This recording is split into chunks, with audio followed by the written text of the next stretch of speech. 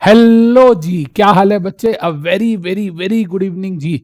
तो जिस चीज का आप सब लोगों को बेसब्री से इंतजार था कि सर जैसे आप हर अटेम्प्ट के अंदर चैप्टर वाइज वेटेज देते हो हर सब्जेक्ट की, इस बार जीआईजीएल की वेटेज कब आ रही है? क्या आप सब लोगों को याद है कि ऐसा ही कुछ हमने लास्ट अटेम्प्ट में भी किया था? देखिए और याद कीजिए। ये जो मैं आपको मार्किंग बता रहा हूं, ये मार्किंग मैंने लास्ट 2 रातों में एनालाइज करके स्पेशली सिर्फ और सिर्फ आपके जून 25 मार्क्स के लिए, जून 25 एग्जाम्स के लिए निकाली है। तो जो भी बच्चा जून 25 में एग्जाम्स देने वाला है, उस बच्चे के लिए ये मार्किंग रहने वाली है। याद रखिएगा, हर एग्जाम के लिए अलग अलग मार्किंग स्ट्रैटेजीज होती हैं, और ये होमवर्क जो मैंने किया है ये एक्सक्लूसिवली जून 25 के नए कोर्स के एग्जाम के लिए है। राइट? तो यहां पर आप सब लोगों को समझ आया कि मैं हर एक स्पेसिफिक अटेम्प्ट के लिए होमवर्क करता हूं, और फिर मैं आप लोगों को बताता हूं बच्चे कि आपको इस आने वाले अटेम्प्ट में कौन कौन से चैप्टर्स प्रायोरिटी बेसिस पे करने चाहिए। सबसे पहली चीज मैं आपको बता दूं कि ये जो एनालिसिस मैं आपके सामने जेआईजीएल का लेके आया हूं बेटा, ये दिसंबर 25 एग्जाम्स के स्टूडेंट्स के लिए है।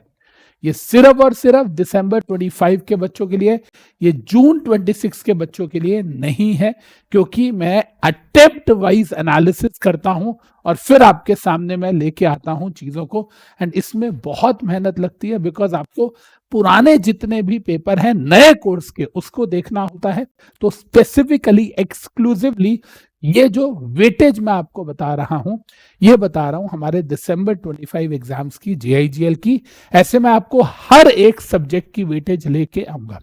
आज हम बैठे हैं 15 सितंबर में, 20 दिसंबर तक का समय है, क्योंकि उसके बाद हमारा एग्जाम है। तो हमारे पास 95 डेज हैं, या अगर अक्टूबर के हम 31 डेज मान ले तो 96 डेज हमारे पास हैं।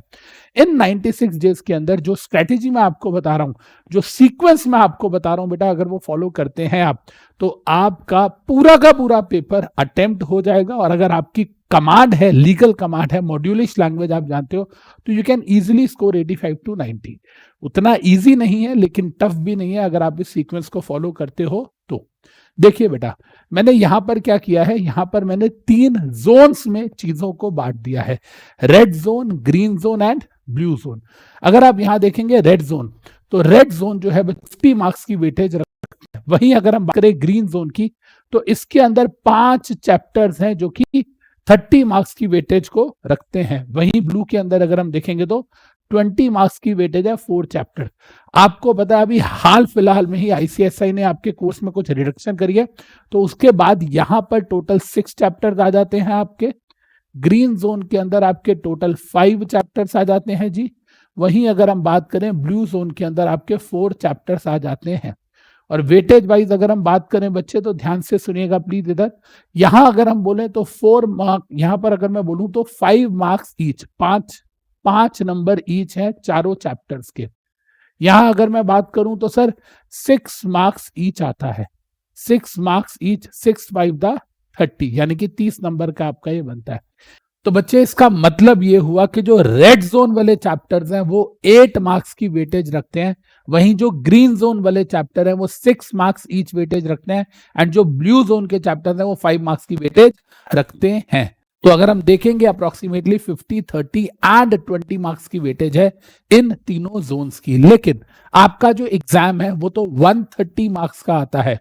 जी हाँ, आपका जो पेपर है वो 130 नंबर का आता है बच्चे, और उस 130 नंबर के हिसाब से सर हमारी जो वेटेज है वो कितनी जा सकती है। तो ध्यान से सुनिएगा बच्चे, ये जो हमारी कैटेगरी 1 है, इसके अंदर हमारी जो वेटेज है वो जा सकती है 50 to 65 मार्क्स की। यस, 50 to 65, क्योंकि 130 नंबर का पेपर है।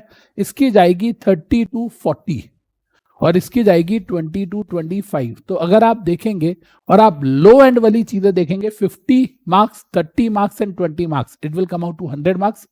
65 and 40, it will be 105 and 25, it will be 1 30। तो मतलब जो रेड जोन है वो 50 से 65 नंबर का रहने वाला है, ग्रीन जोन जो है वो 30 टू 40 मार्क्स का रहने वाला है, ब्लू जोन जो है वो 20 टू 25 मार्क्स का रहने वाला है।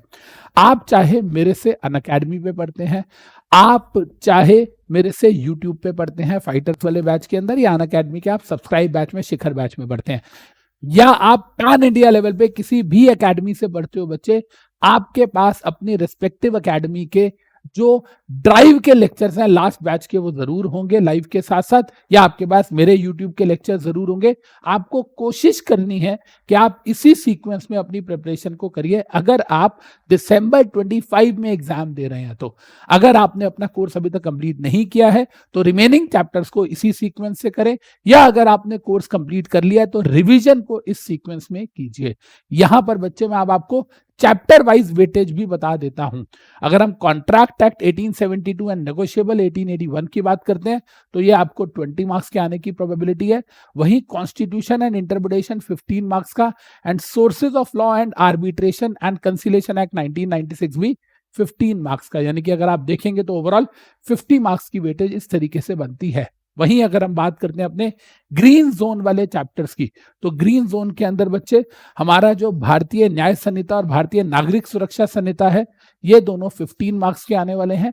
वहीं civil procedure, administrative and limitation act, civil procedure code 1908 या हमारा लिमिटेशन एक्ट 1963 और साथ में एडमिनिस्ट्रेटिव लॉ, इन तीनों की भी 15 मार्क्स की वेटेज है। तो 15 और 15 30 नंबर की। पहले बेटा सुनने में फोकस कीजिए, इसका तो आप बाद में स्क्रीनशॉट भी अपने फोन में ले सकते हैं। वहीं अगर हम ये ब्लू जोन वाले चैप्टर्स की बात करें तो इन चारों ही चैप्टर्स की 5 मार्क्स ईच की वेटेज बनती है, 5 मार्क्स ईच।